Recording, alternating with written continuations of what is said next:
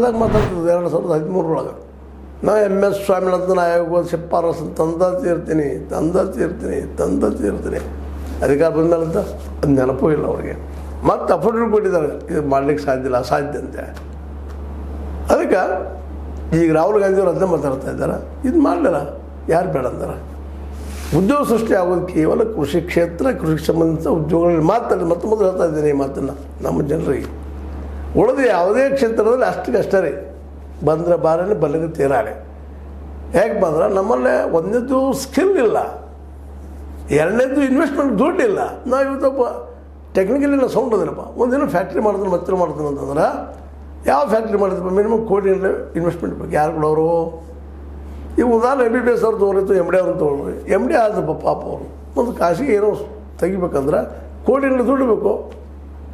ಮತ್ತು ಸರ್ಕಾರಕ್ಕೆ ಹೋದ್ರೆ 50-60 ಪೇಮೆಂಟ್, ಅದರಿಂದ ಆಗೋದಿಲ್ಲ, ಸಿಕ್ಕಾಪಟ್ಟೆ ಖರ್ಚು ಮಾಡಿರ್ತಾರೆ ಅವರು. ಹೀಗಾಗಿ ಬಂಡವಾಳ ಹಾಕೋರು ಯಾರು ಇರಲಿಲ್ಲ ತಂತ್ರಿಕದ್ರೊಳಗೆ, ಅವ್ರಿಗೆ ಬಂಡವಾಳ ಇಲ್ಲ. ಮತ್ತು ದುಡ್ಡು ಇದ್ದಂಥವ್ರು ತಮಗೆ ಹೆಂಗೆ ಬೇಕು ಅಷ್ಟೇ ಕೆಲಸಗಾರ ತೊಗೊಳ್ತಾರೆ, ಉಳಿದು ಹೆಚ್ಚು ಬೇಕಂತ ಕೆಲಸ ಹೋಗಿಬಿಡ್ತಾರೆ.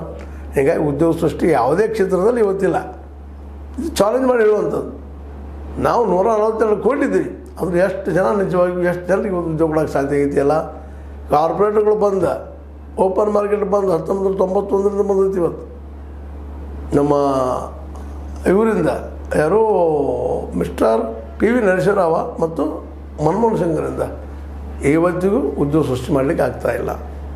ಇವತ್ತಿಗೂ ಸೋಲ್ತಾ ಇದ್ದೀವಿ. ಮತ್ತು ಇವತ್ತೆಲ್ಲ PSUಗಳು ಪ್ರೈವೇಟ್ದವ್ರ ಕೈಯಾಗ, ಮತ್ತು ಉದ್ಯೋಗ ಎಲ್ಲಿರ್ತಾವ್ರಿ? ಅದಕ್ಕಾಗಿ ಉದ್ಯೋಗ ಸೃಷ್ಟಿ ಮಾಡಬೇಕು, ಇಲ್ಲ ಬಡವ್ರಿಗೆ ಗ್ಯಾರಂಟಿ ಕೊಡಬೇಕು. ಎಲ್ಲ ಅದು ಬಡವರಿಗೆ ಸೇರ್ಕೊಂಡು ಉಳ್ಕೋ ಸಾಹಿತ್ಯಗಳಿದ್ದಾವೆ, ಅಲ್ಲಿರೋ ಒಂದು ಸ್ವಲ್ಪ ಉಳಿತಾಯ ಆಗ್ಬೋದು. ಅದು ಎಷ್ಟು ಮಟ್ಟಿಗೆ ಗ್ಯಾರಂಟಿ ಇಲ್ಲ. ಯಾಕಪ್ಪ ಅಂತಂದ್ರೆ ಈಗಾಗಲೇ ಹೆಣ್ಮಕ್ಳು ಕೊಟ್ಬಿಟ್ಟಾರಲ್ಲ ಫ್ರೀ ಅಡ್ಡೇಟರ್ ಅಂತಾರೆ. ಮೋಸ್ಟ್ಲಿ ಹೆಣ್ಮಕ್ಳನ್ನ ಅದನ್ನ ಹಿಂದೆ ಸರಿಸೋದು 2022 ಚುನಾವಣೆಯಲ್ಲೇ ನಿಶ್ಚಿತವಾಗಿಯೂ ದಿಲ್ಲಿಯಲ್ಲೇ ಮಾಡಿದಂಥ ಕೆಲಸವನ್ನು, ಗ್ಯಾರಂಟಿಯನ್ನು ನಮ್ಮ ಮೋದಿಯವರು ಕನ್ನಡ ತರ್ತಾರೆ ರೂಢಿ ಅಂತೇಳಿ ಟೀಕಾ ಮಾಡ್ತಿದ್ರು ಹಿಂದಿನ ಚುನಾವಣೆಯಲ್ಲೇ.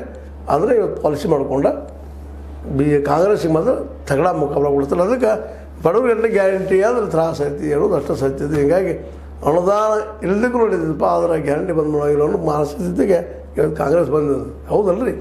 ನಾನು ಸುಳ್ಳು ಮಾತಾಡಿದ್ದೇನು? ತಪ್ಪು ತಪ್ಪನ್ರಿ, ಸರಿ ಇರಲ್ರಿ. ಒಟ್ಟು ಲೈಕ್ ಮಾಡಿ ಡಿಸ್ಲೈಕ್ ಮಾಡಿ ನೋಡಿರಿ.